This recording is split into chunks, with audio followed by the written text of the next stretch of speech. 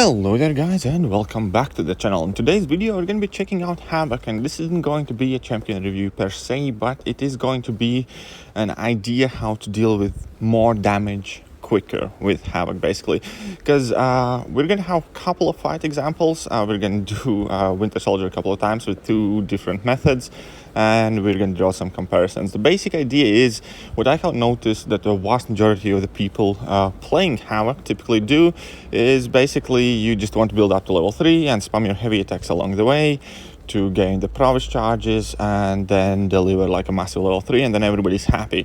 But in all actuality, there is a lot of things being wasted in this kind of like basic approach to playing Havok, and it is a very straightforward way, and I understand why many people would be kind of obliged to do so. But like currently at this situation, we are at a level 3 around at a 26-27 hit mark, but we only had 3 prowess charges. We only had 1 plasma on Winter Soldier, and we're gonna have to end up waiting quite a bit in order to drop that big, massive, great level 3. And that to me always seemed quite wasteful and relatively boring as well, because you don't want to be dancing about waiting kind of for this one big thing to happen. You want to be constantly making progress in a fight. You want to be constantly dealing damage, and that often is one of the big drawbacks people have referring to Havok, that his damage comes in large bursts in the form of a level 3, but meanwhile there isn't like too much happening in the fight. And I do realize that probably a lot of you will already realize and know the things that I'm talking about, but in case you are a novice Havok player and this was one of your kind of like misconceptions about Havok in the first place, then perhaps this video will help you, because here we are finally at like 65 hit mark. Obviously, if my Havok was higher signature level, I probably would have gotten to this point a bit earlier, where we have solid 9 plasmas on Winter Soldier, where we have 5 prowess charges amped up. We are already at like 60 something hit mark, and then we only deliver our first level 3, which does crazy good amount of damage for sure. And now once that level 3 is gone and done, basically kind of have to start all over again if you did not finish out the fight with that attack. Obviously, in pretty much all of the content, that special 3 from Havok would have been enough, even in like 6.2, 6.3 or all of the variants. But if your opponent survives, then basically you kind of start the fight fresh and you have to do it all over again, build up your plasmas, build out plasmas on opponent, get to level 3 again in order to deal another huge burst of damage, and that is just quite impractical quite often, right? Well, it turns out there is a slightly better way how to play Havok, and it is largely to do with his level 1.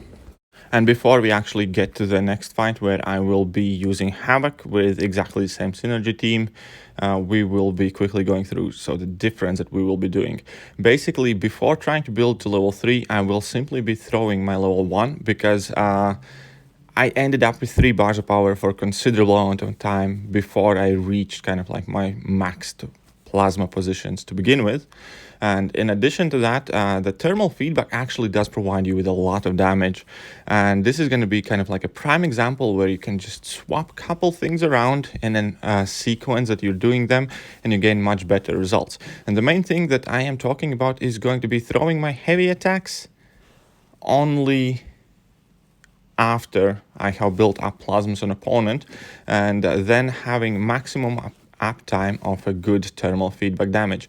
So here always we're gonna go and drop our level 1. As soon as we have done that, I do not want to throw any heavy attacks at all up until the point where I see like 6, 7, 8, 9 plasmas on Winter Soldier.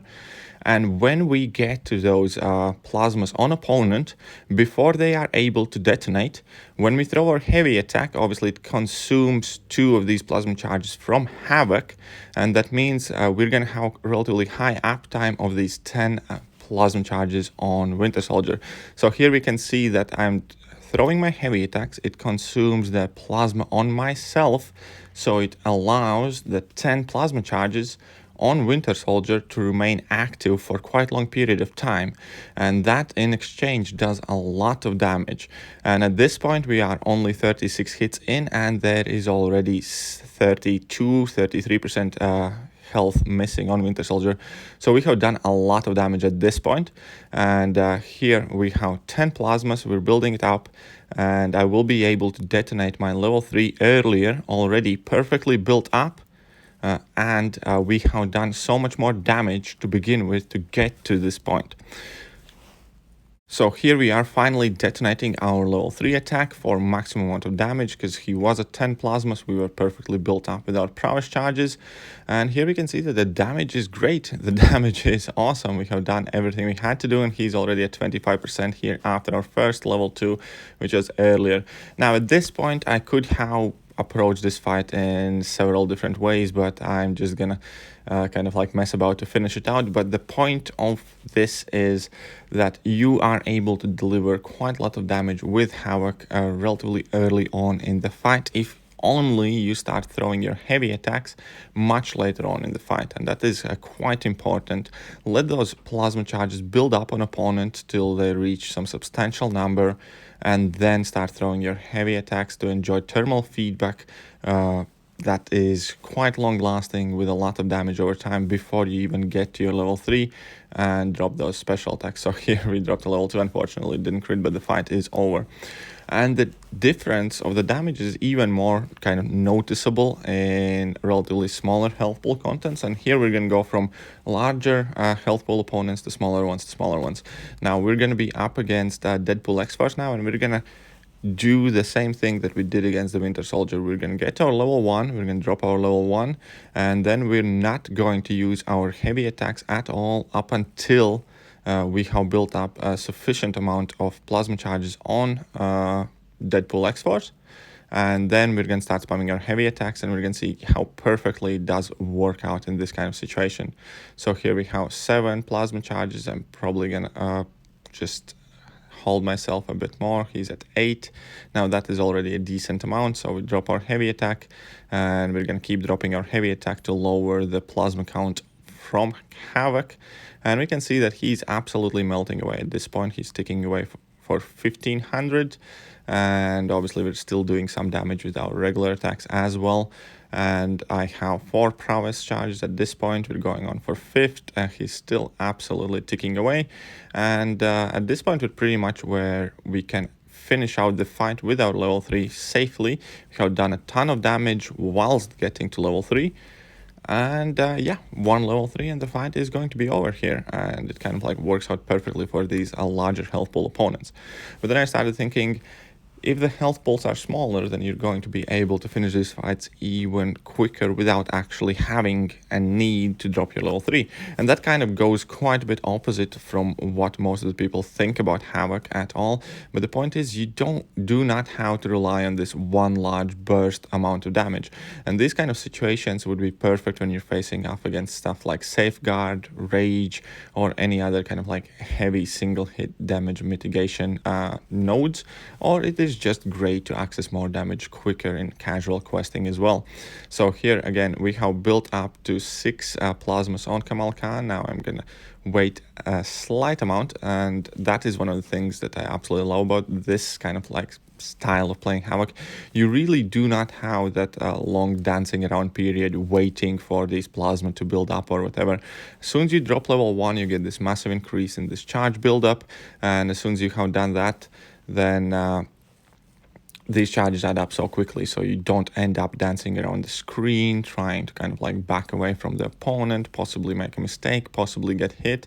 All your damage is kind of coming relatively quickly and smoothly, and it is not delivered in kind of like large bursts. So here we saw that we didn't even drop that level 3, and we bypassed the life cycle node, which was a good shout out in Legacy's video I watched about Havok as well, like yesterday I think. So hey, that's cool.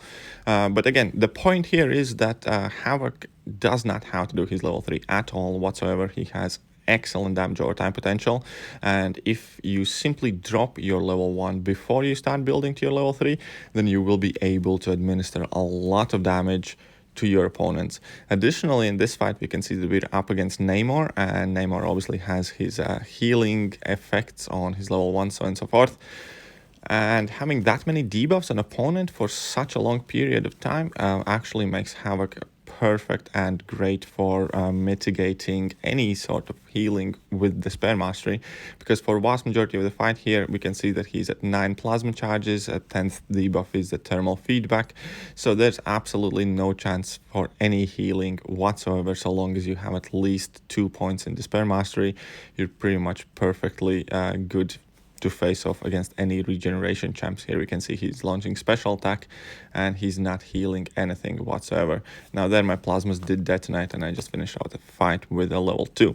But here you can definitely see that it has a lot of great practical applications to speed up Havok's damage delivery and make it less reliant on this one huge burst. Now the last fight's actually a bit funny. So in all of the previous fights I didn't use any Havok specific synergies, as in you normally would play in any average quest. In this fight I added Wasp, and once you add Wasp and you gain these plasma charges every time you parry the opponent, you are actually able to do some really ridiculous low hit fights. So at this point here we can see that we are only at 4 hits and we are starting to do this thermal feedback damage, and this fight is going to illustrate the thermal feedback damage really perfectly as well. Here you can see that at 9 charges he's ticking away for 2k a tick, so 4000 health every second he was losing. Obviously because of Wasp's synergy you kind of do overexert yourself, but it's still at this point. So we're in at 8 hits, 10 hits, and the Winter Soldier is down to 83%. And we're gonna see how ridiculously few hits we are going to use in this fight to finish off this Winter Soldier. So we're at 12 hits, we're launching Special 3, and Special 3 is 9 hits in itself. So realistically this would be kind of like hit number 13, but obviously Havok does drop a bunch of hits in his level 3. But still, we are at 21 hits and Winter Soldier is halfway down. And at this point, again, we don't really have to do anything special, just parry a bunch. So all of the information I dropped in this video previously is based on Havok without not having any special synergies. Wasp synergies obviously makes Havok so much more OP and so much more fun. And here we can see that we're still at 21 hits. We are building up these plasmas on Winter Soldier, and he's at 6 currently, 7, so parry, he's at 9. Again, we're going to drop another heavy attack. Let's go for another one here. And we just want to parry a couple more times, and then we're going to be basically able to finish out the fight with another level 3, because obviously Havok gains power with that. And here at this point, he's at 5 plasma charges, thermal feedback is active, 6, so he's ticking away. We parried that shot, he's at 8, thermal feedback is back to like 2k plus, and here he's at 34%. And we're just going to drop our level 3 for another massive level 3 burst amount of damage.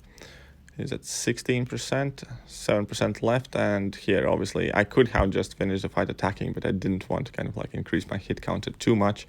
But the point is, we're going to finish the fight out under like 45 hits, I think, about 44 hits or something, and 18 of those hits were special attacks, level 3.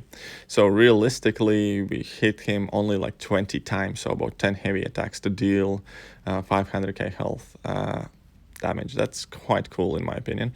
Anyways, that will pretty much do for today's video. I hope you guys enjoyed it. I hope you perhaps learned something new. In case you didn't know, I'm not any kind of Havok expert, but I definitely found it worthwhile to talk about, because I do think people have some sort of misconceptions about how Havok actually operates and works, and this is the way I found Havok to be most enjoyable for me personally, and how I try to play him.